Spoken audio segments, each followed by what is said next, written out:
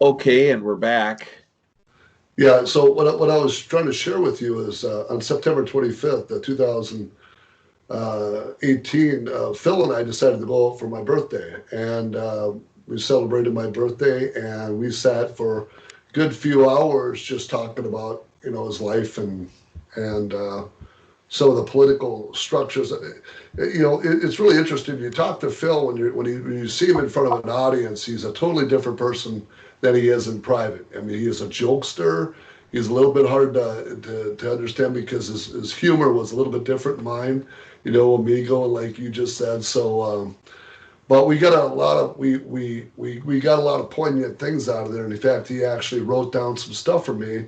And at the time, I knew what he was saying, but I didn't really grasp because I kept telling him. I said, "You keep talking about this.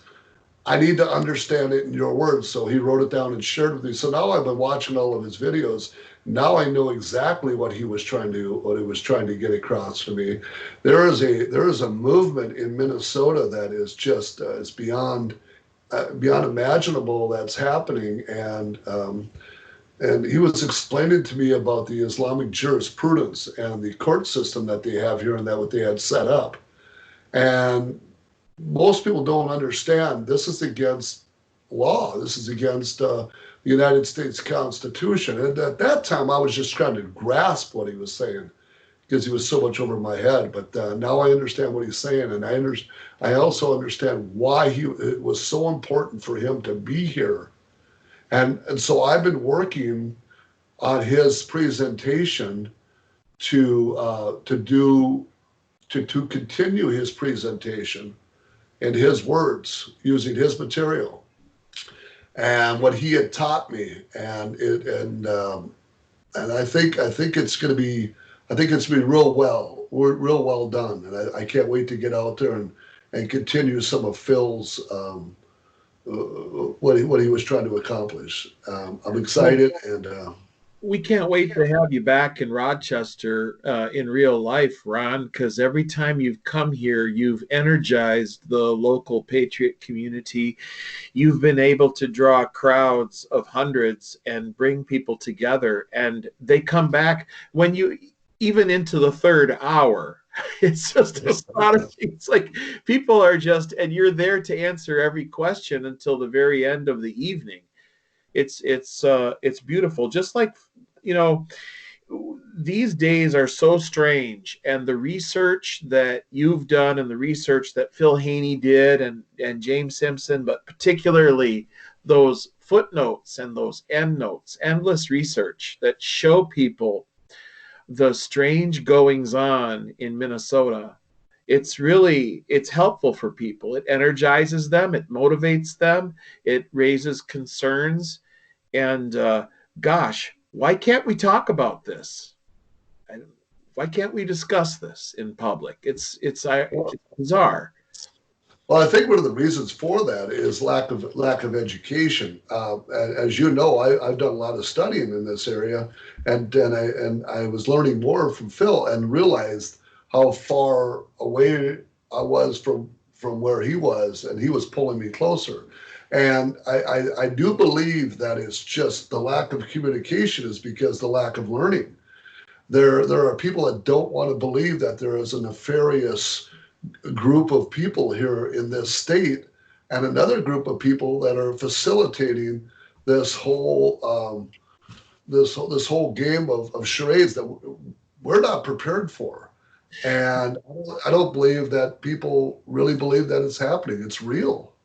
It's odd that, Phil Haney could be called perhaps by the leftists a hate speaker when he would come with their own words, an explanatory memorandum, right? On the general strategic goal for the group in North America. So it was all part of, these are the Holy Land Foundation trial documents where there's the unindicted co-conspirator with the Muslim Brotherhood, meaning, the Council on American Islamic Relations. But if you just, the basic source material, it has the federal docket listed right up there at the right-hand side, and it's all documentation. But you simply relate the information contained in the original documents, in the original textual material, and these are historical documents as part of the federal judicial record, but one is stamped a hater for relaying what is actually part of the plan. So it's bizarre to me. But uh, Phil Haney did that so well. He would just point to the documents. He could talk for a couple of hours. Basically, his slides were all about what's in the original material. It's not anything he's adding to. It was astonishing enough in what it was, right? And what are your thoughts on that? Or Well, when the explanatory memorandum is a huge document, and most people don't even know where it came from. And I'll just give you a two, not even that, a minute brief dissertation. That document was in a false floor in Virginia by a man named not Alamudi, El Barassi. And he was crossing the Chesapeake Bay Bridge with his wife. They were filming the bridge, and the port authorities saw this, and they knew something was up, so they stopped and they investigated and went to his house, found this false floor in his basement, or to go to the basement. And that is only one of thousands of documents that they found. And it was the explanatory memorandum translated into English, how they were going to basically change the dynamics and to take over North America. Now, that particular that particular court case went to trial, and there was 108 indictments out of that, and 5 guys were up to 65 years were convicted. Now, that particular document has to do with what Phil was investigating. He was investigating the Muslim Brotherhood and their connections in the United States. And he was one of the individuals that put pings on where these terrorists are that wrote the documents and where they were in the country. And we knew where every one of these terrorists were. It was the Obama administration that requested that he purge, as his words were, purge the information to wipe them clean, that we would never know where they were. request is too mild a word to use. I think they were ordered. They were ordered. Yeah. Yeah. And that's correct. I was trying to be a little more gracious, but Yeah. About Obama, I guess there's no graciousness in here. But That's our Minnesota culture for you right there. We're willing to cut. I think he was investigated 9 times, and he was found not guilty in any of the 9 investigations. So, but after he had left, he was able to keep on their email list accidentally, and he was still getting forwarded emails. So he was being able to follow what was going on. So he wrote his first book, as you just indicated. He has another book. Hopefully, we'll see the second book that's going to be coming out soon. Well, just mention again the book that you're referring to is "See Something, Say Nothing," Phil Haney's book, and you're mentioning the second book now that we hope is going to be forthcoming. Do you think that's going to be full of surprises, or will it? Well, let's just hope it's not like a government documentation where there's a lot of stuff blacked out and every other line blacked out. I'm hoping it's not redacted and whatnot. It should have been out by now, from what I understand. I can't wait to see it. I can't wait to get it and read it. But I think it's going to name names, and Let's hope it's permitted to come out. I mean, we can't say, but this guy was a Homeland Security officer, and he was exposing the Obama administration's submission to jihad, submission to cultural and civilizational jihad over North America. And, I mean, they're quite serious when they say, in the name of Allah, the beneficent, the merciful, thanks be to Allah, Lord of the 2 worlds, prayers and peace be upon the messenger of the messengers. When you look at the original source material, they might mention for viewers too, please try to look this up, because you can find it on the internet. If you can see it right there, you can Google that, and you can find it at a website where Phil Haney did a lot of his writing. What was the name of that website where Phil Haney did a lot of his posting online? Was it? It wasn't Judicial Watch. It was.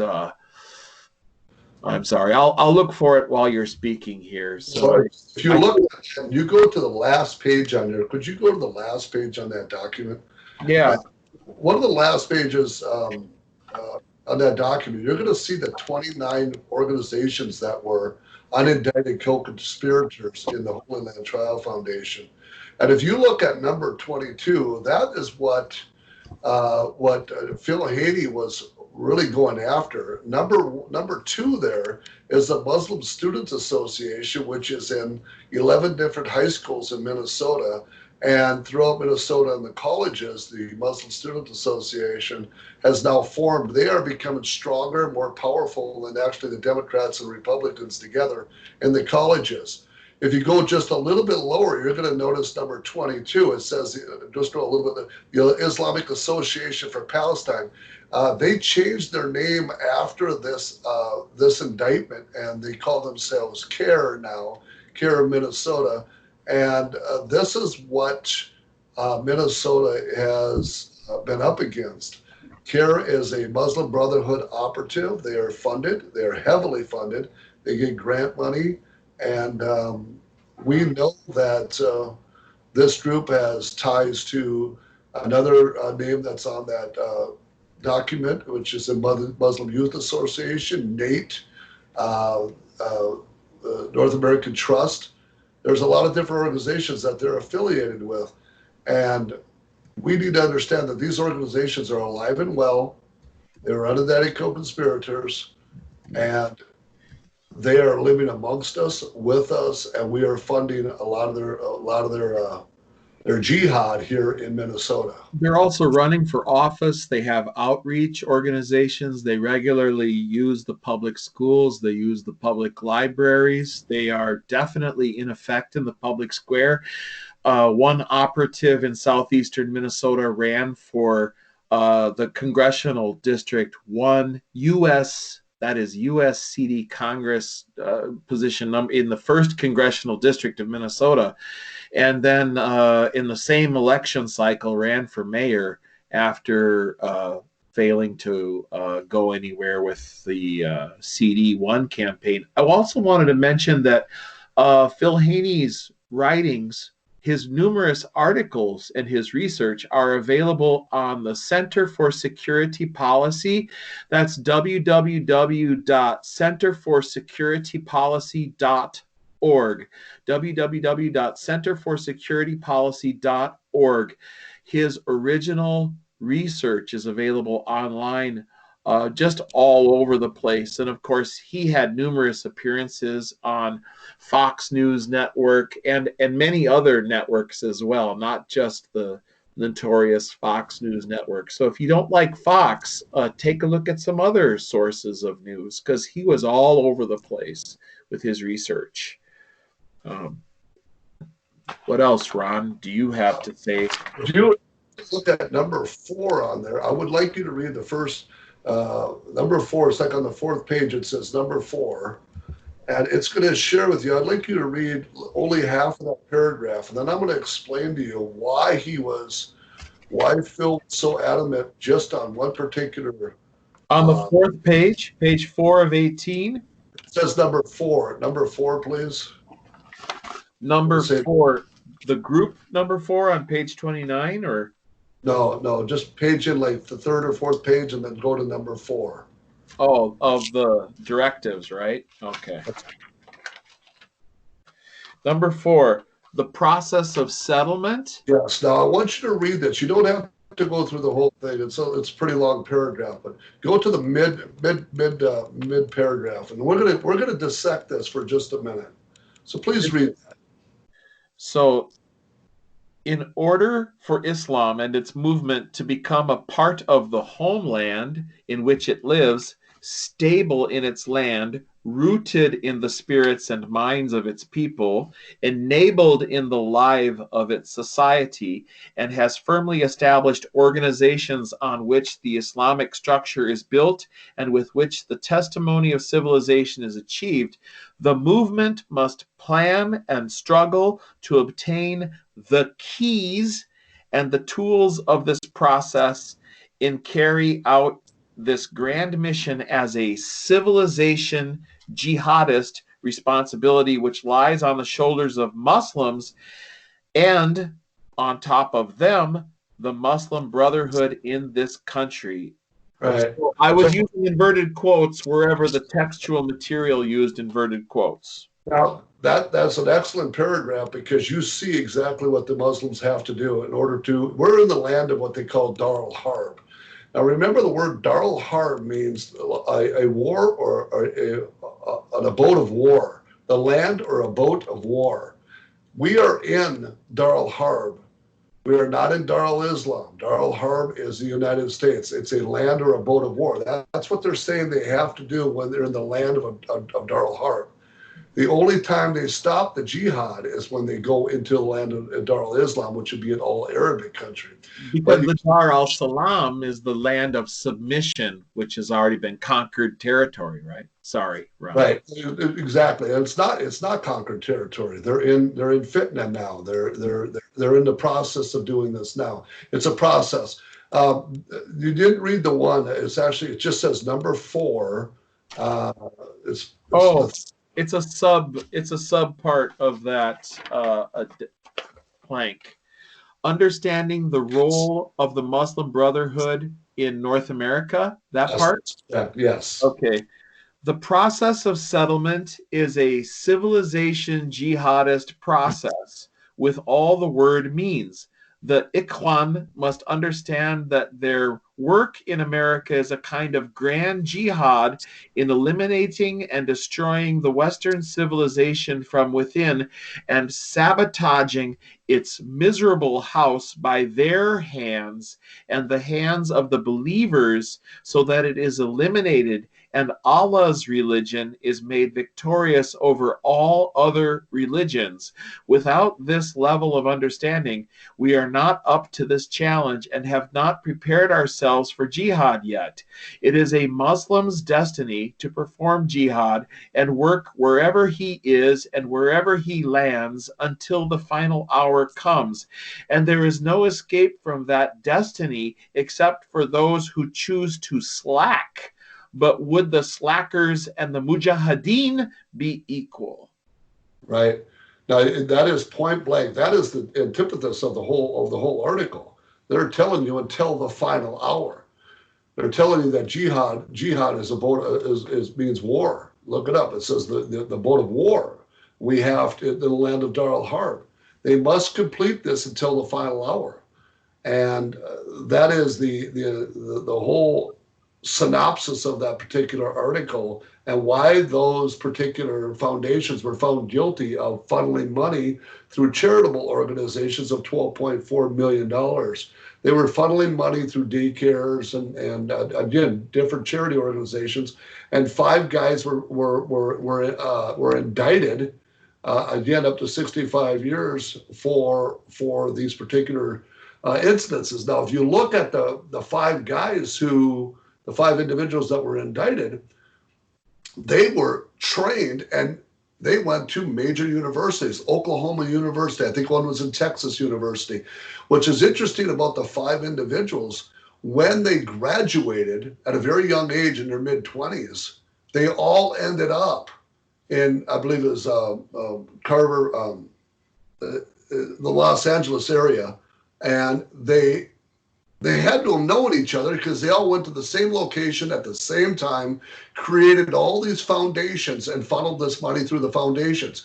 But my point is they were all trained by our own universities. By our own miserable hand. Exactly.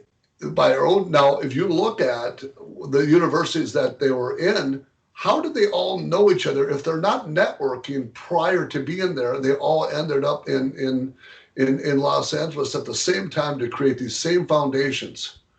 Remember the guy who ran Morsi, ran Egypt?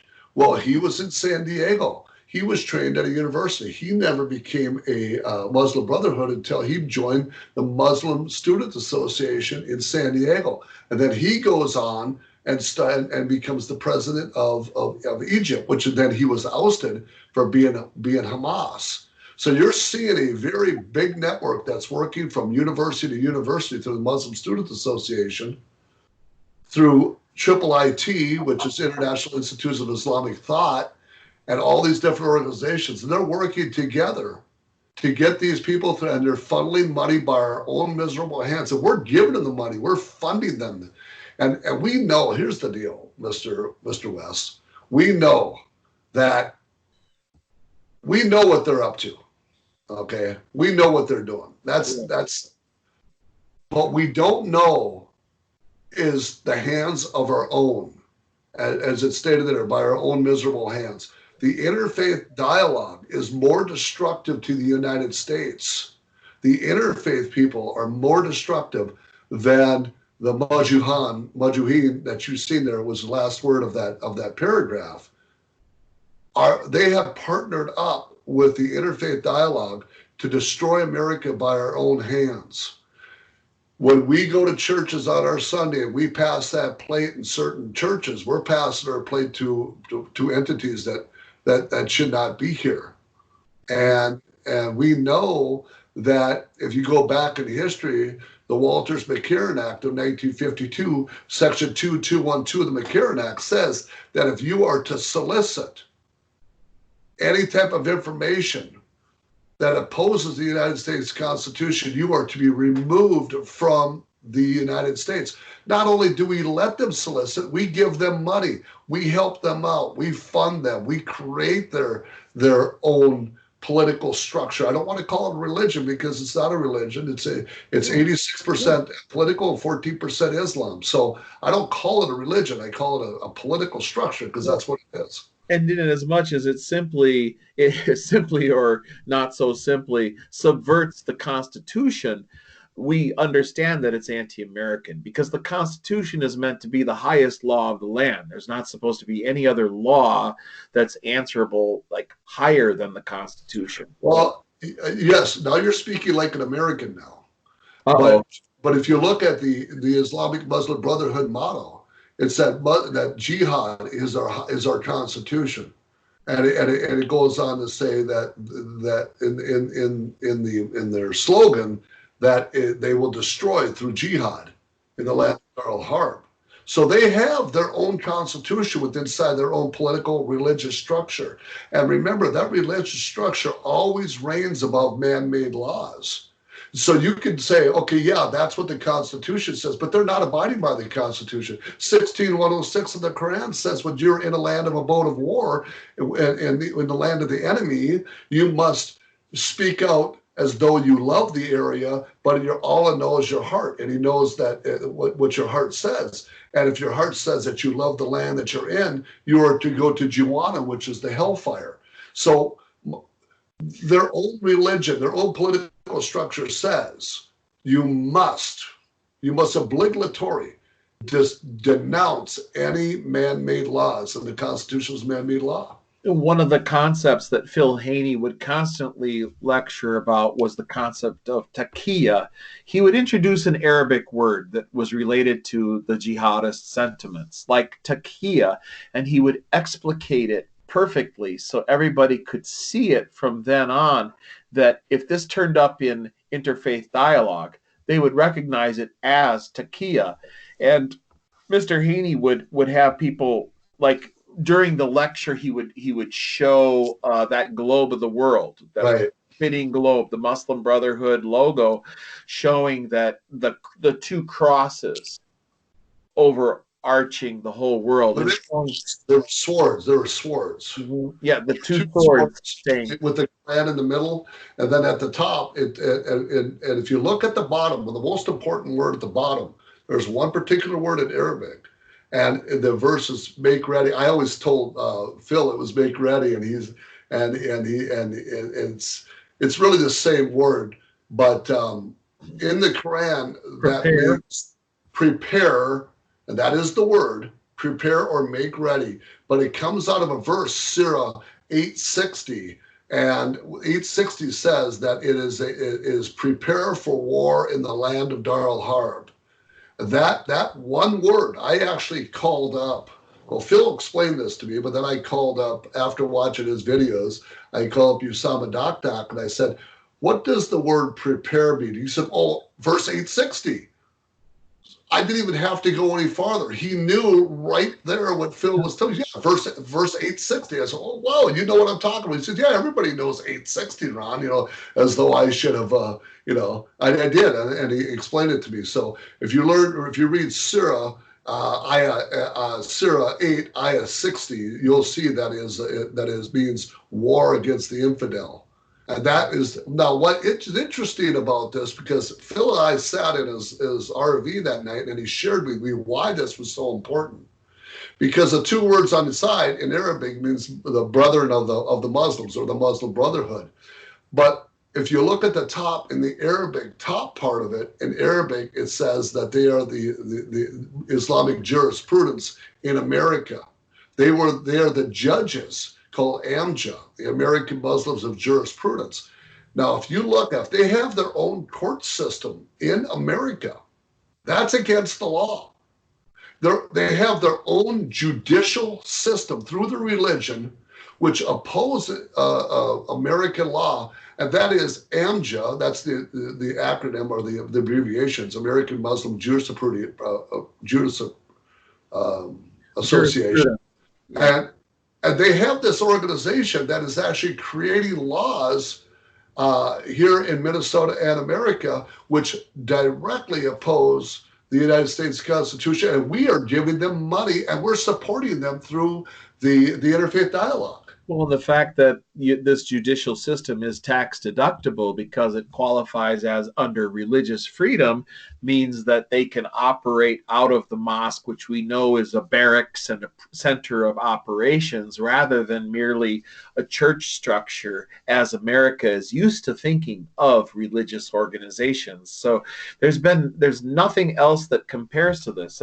And Philip Haney's lectures constantly delved into these very issues, and it's tremendous to think that he was way ahead of the curve, and helping helping you and all the activists come to an awareness at a higher level of these changes that are being required of you and I to accept Islamic jurisprudence in North America. It's astonishing, isn't it? I mean, to think the guy, how did you feel? I mean, since he passed away, and without going into any, controversy, I mean, the details are not clear. We know all of that.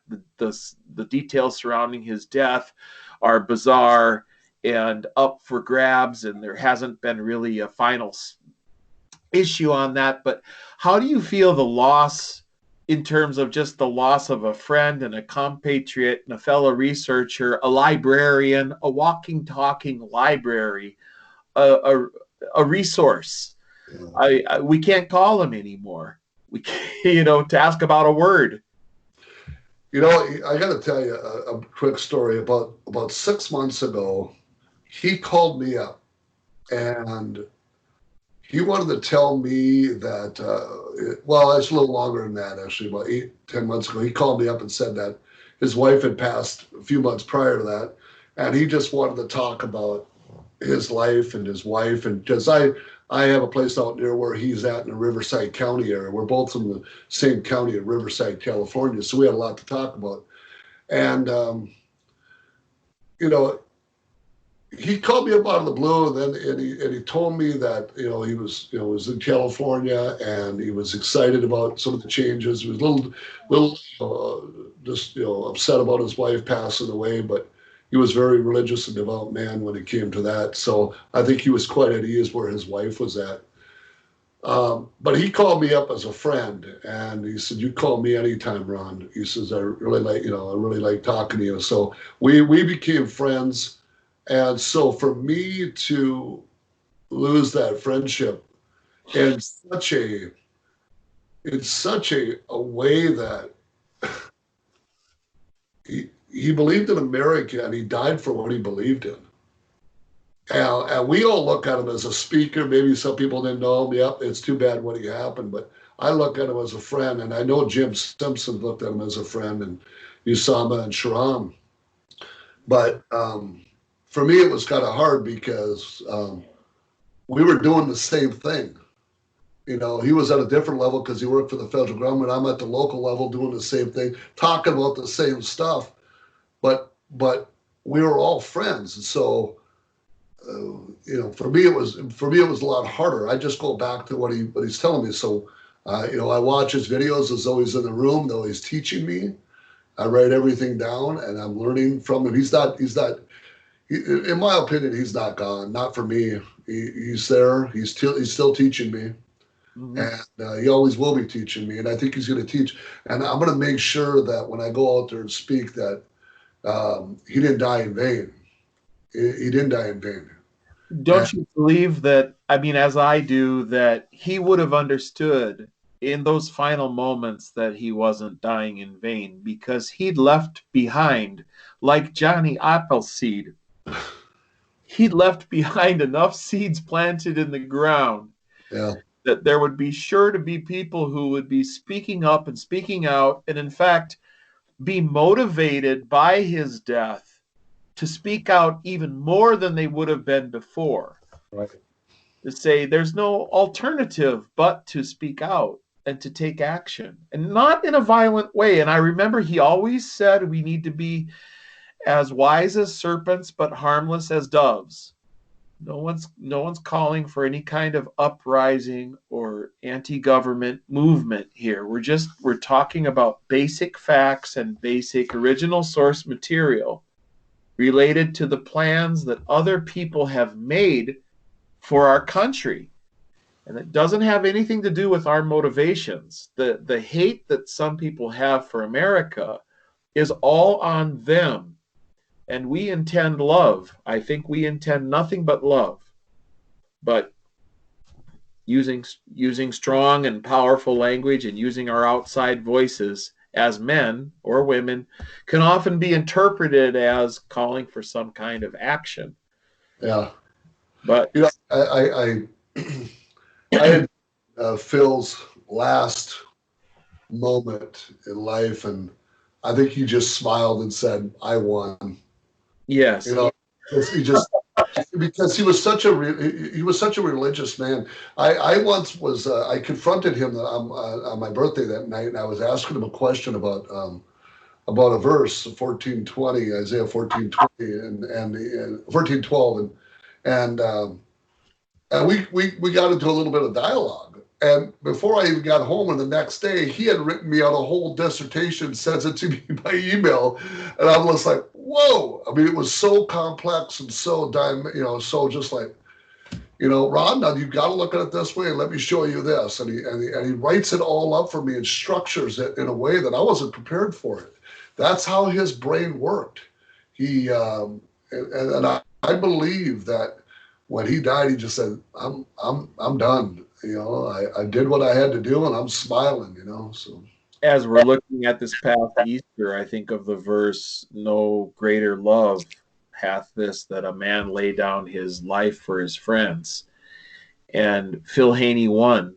And this past Easter Sunday was an inspirational Easter Sunday for me. I am not the greatest Christian at all, and I don't, I'm not. But I have to say that I felt it was a duty to uh, become more involved. And on Easter, it seemed to me that Phil Haney would have liked it that people become more aware that even on a civics level, going to church is now a matter of civil disobedience. It's almost it's almost incumbent upon us to try to become more engaged and more involved at a time when we're being asked to accept a life that is much more Islamic. in terms of staying home. And we're about to see the advent of Ramadan on the 24th of April this year. We're in the second week of Governor Tim Walz's shutdown of our economy, and we're ordered to stay home. All of the churches were closed on Easter Sunday. We'll see if the same laws apply to the religion of peace, right? It's going to be amazing. It wouldn't astound me, Mr. West. It would not astound me if you lift the ban that day or the day before. It would. It would not. It would not. I would not be surprised in one least. I believe That's we may actually, they'll be praying in the streets. They'll be praying in the parking lots outside the mosques. They will be praying in the public parks. I wouldn't be surprised, but we'll see. I mean, these are strange days. you have you and I have both met some really unique people, and the Shrams and the Jims and the Fair Prudence and whatnot. Um, when you're looking at this, because I look at it from a different perspective, more of an educational, because I'm constantly in the books. Um, and you see these people from where they came from, and they're telling their stories, their life stories from Iran. Dr. Masih is from Pakistan, and Farrah Prudence, and all these different people. They're telling their life stories, and we still cannot get the masses to raise an eyebrow and to oppose this. In fact, not only that, it's actually we're on ground zero in Minnesota. We are the ground zero in Minnesota for Islamic takeover. Um, from what you have seen, I'm going to ask you a question. What you've seen in all these different people out there, can there be an awakening in Minnesota? Can there be a reformation? Is there a way? Is there a way to reach these people? Because at this present time, as much as I've spoken, you can speak to a small mass, and then they go home to their normal lives and they forget about what they saw. Can we revive the spiritual? What Phil was trying to do, he was trying to revive the spirituality in Minnesota to make it understand. Can we make this happen? I just don't know. And perhaps Minnesota was chosen because of its complete lack of awareness. And in Minnesota, the blinders are strapped on pretty tight with some extra duct tape, and it doesn't seem like people are really going to wake up. Minnesota is culturally sometimes 20 years behind the times, and it's about a 20-year lag. So we're either in front of the curve or we're way behind it. I just don't think that we're going to see people really waking up. I don't know what it would take to do that, but we'll have to we'll have to keep our eyes open and hope that we can reach more people. Also, it's amazing, this technology where we can speak like this and record a session and reach so many more people than we could have had we met in a room. You think of the time and expense that we went through in the past to stage these tours where we would have somebody go from Winona over to Mankato and over up to, even almost North Dakota into Fargo, and come around Duluth and come down the middle. It was just an amazing amount of money and time and energy that would be required to do a tour of Minnesota. And this lockdown is a kind of mixed blessing in a sense, because it drove us to learn how to use these technologies to reach people and to reach each other and to speak out. So here you are doing a presentation, and online there's going to be 100 people watching this, Ron, and there's going to be 100 people, hopefully liking it. And maybe if those 100 people share it with 10 of their friends, then 1,000 people watch it. But this lockdown made me realize that I had to step up.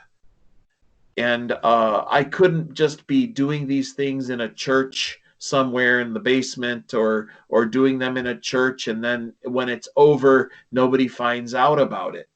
But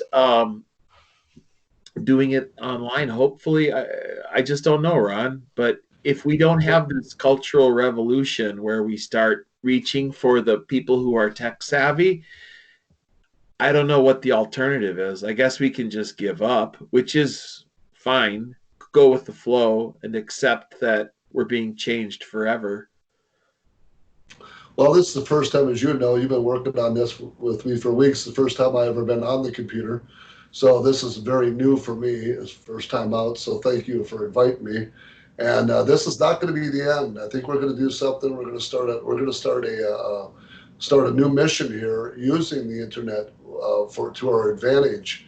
And I think you're right about the downtime.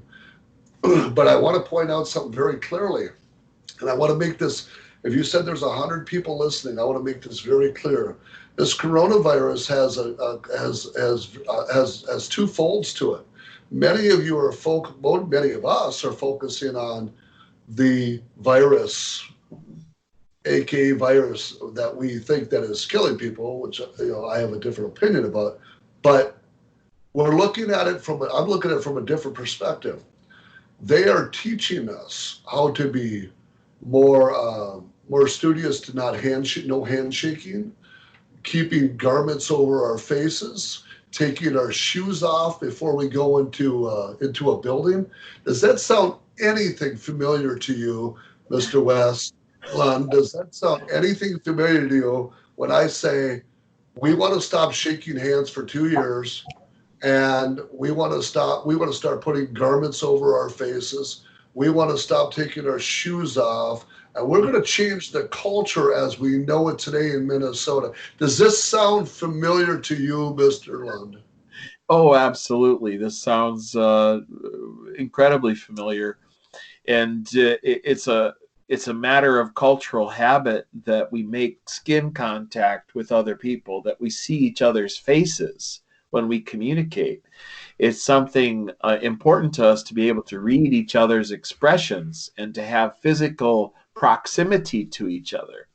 Yeah. And there were a few moments this past, I think it hit me on Easter, when there was silence. And when I drove out to visit two churches, and I decided to visit a church where I had attended as a youth, and I looked at the three crosses on the hill of Calvary, and I sat in the parking lot, and I was the only person there, but I read the last chapter of John. John. And then I went to a second church, and which has become more important to me as an adult, and I sat in the parking lot there for a while, and again I was the only person. And I came home and I attended two more services, if you will, online on Facebook. And I thought to myself, I've lived in countries where having a Bible is illegal.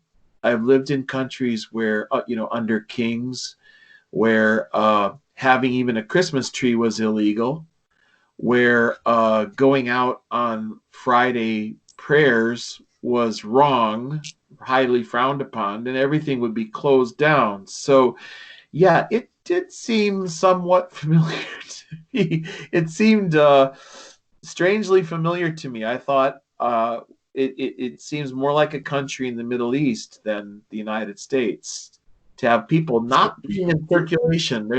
People aren't walking on the sidewalks. They're not sharing in public. They're not in communion with each other. They're not meeting face to face. They're not seeing each other. And of course, Ron, I have to. We could talk for a whole nother hour about the way cultural Marxism and third wave feminism has changed our culture in so many ways, but I'm astonished that there isn't more revolt or rebellion, in a sense, against asking people to sit home endlessly. I mean, I like to joke that, hey, I'm an important guy because I'm an essential worker. I have my papers in my car. But to think that I have to have papers to go somewhere is a little bit strange to me. Little Nazi Germany there. Where's your papers? Ja, wo sehr hidden in the church people. Papers. But I'm just going to make this point because I talked about the mask, the shoes being taken off, and the no handshaking. It looks a little bit like creeping Sharia to me. Yeah, it sure does.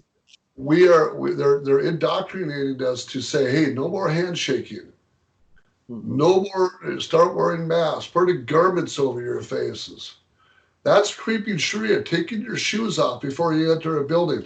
Did you know the FBI and the police departments are trained to take their shoes off before they do a search and seizure before they go into a house? No dogs could go into a house. There are the rules and the rules are changed and are changing drastically to how we search and seize a Christian to when we search and seize an Islamic person.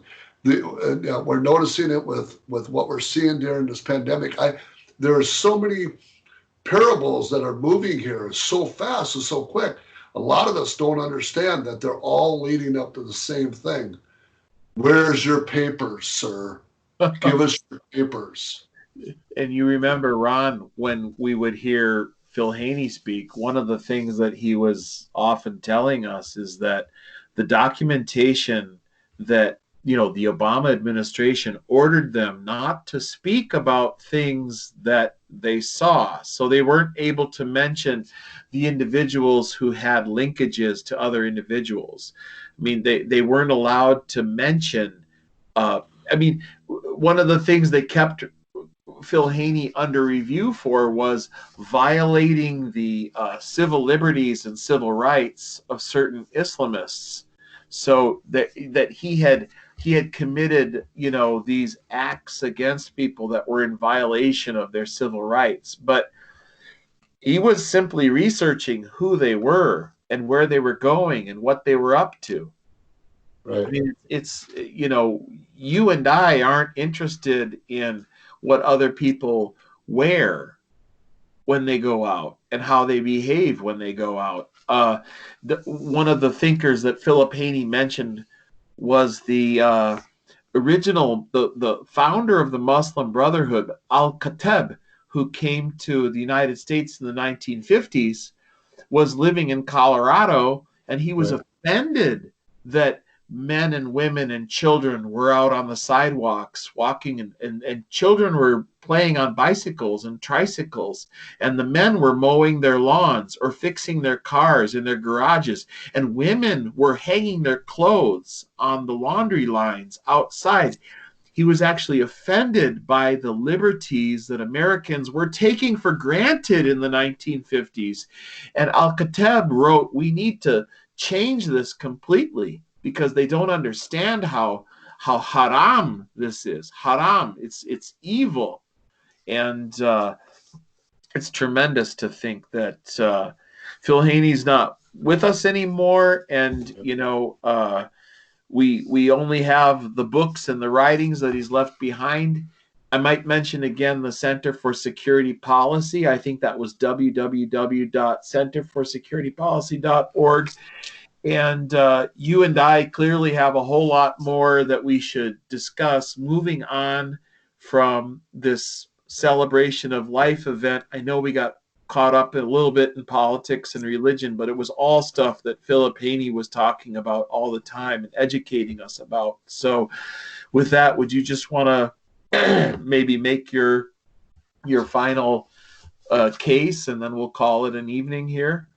Yeah, just on the, Phil Haney was good friends with James Simpson, and Jim Simpson is running for Congress in Maryland. So I know Phil would have been in Maryland. He would have been campaigning for Jim. So those of you who knew Phil and Jim, please reach out to Jim. He needs support for his campaign. He's running for Congress.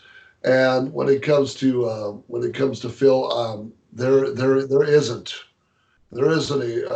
I suppose I could find a Christian verse, but there's so many that because that's what he was. He was a godly man, and I'm going to go back to how I started this. Um, um, Vaya con Dios, mi amigo. May God Well, may God go with you, my friend. Because that's how he would have ended it. He would have ended the conversation with amigo. Bios que Dios, mi amigo. May God go with you, my friend. And that's how